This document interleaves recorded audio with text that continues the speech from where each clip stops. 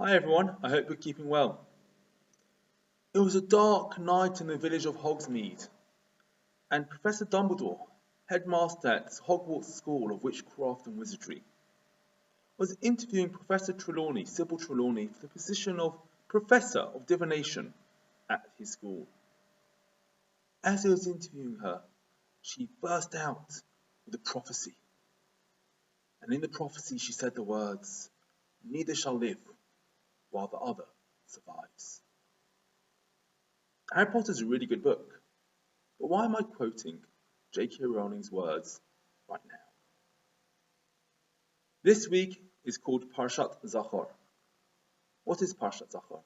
We read a portion of the Torah which tells us, remember what Amalek did to you when you left Egypt. Remember that they attacked you when all the rest of the world was still afraid. The rabbis have a little comparison, a little story to compare it. There's a bath, one of the Roman baths, and it was just too hot.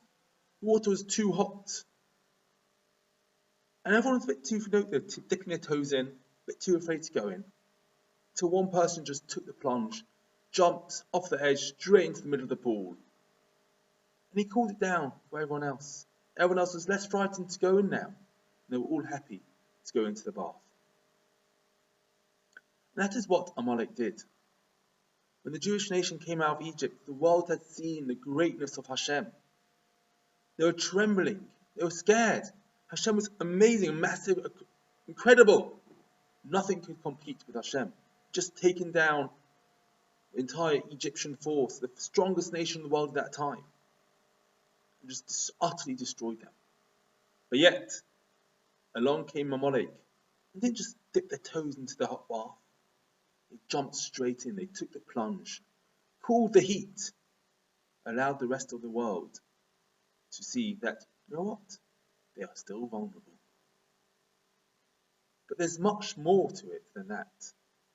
There's much more to the attack of Amalek than simply they cooled down the waters for everyone else. Amalek is the opposite. The beliefs of Amalek, the ideology, is directly opposite to the beliefs of us as Jews.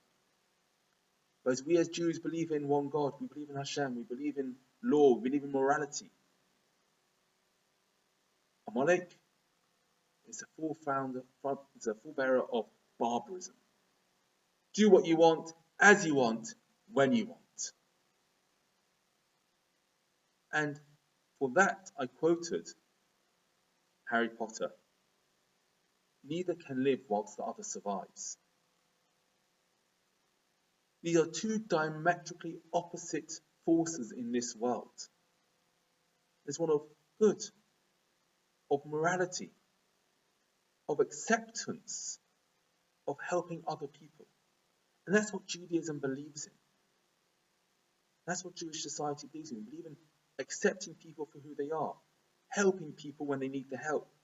There's a moral compass which we follow. On the other hand, you have barbarism, where there's no morality. It's about the strongest man wins. That's it. That's what we saw in the Middle Age, Dark Ages, when the world, just corrupt people would come and raid and conquer, destroy, kill, pillage. That wasn't a world of a moral society. That's a society of do what you want, when you want. And that is something we have to fight against. And the Torah tells us, remember what Amalek did to you. Remember what they not only did to you, what they did to the world.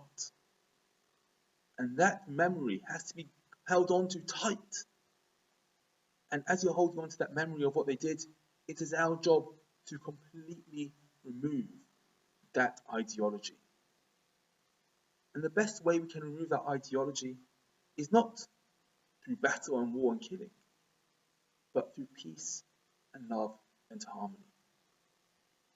If we can show everybody that we are people that follow the law, we are people that love our neighbours as ourselves, we are people that look after other people around us who need help, and people see that is actually a beautiful way to live life, and they'll see, no, you know what, let's lead our lives like that. And that is the way to fight against barbarism. But we can only fight against it if we remember what the opposite extreme can lead to. And it's my hope and my prayer that together we can work together.